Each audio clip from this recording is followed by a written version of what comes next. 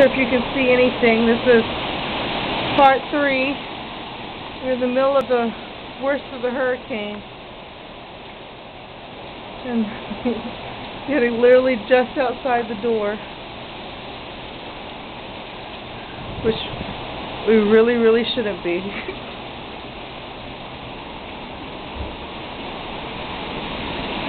Can't see anything with the light. We need a... but we could with my light. Which light? The one I gave Seth. Huh? I said that we could have seen more with the light she Seth. Sorry. Should I turn the porch light on? How do you turn the porch light on? The electricity has been out for forever. As a matter of fact, I'm standing out here to cool down. And maybe you can hear it. But you sure can't see it. This is hurricane ice. Woo!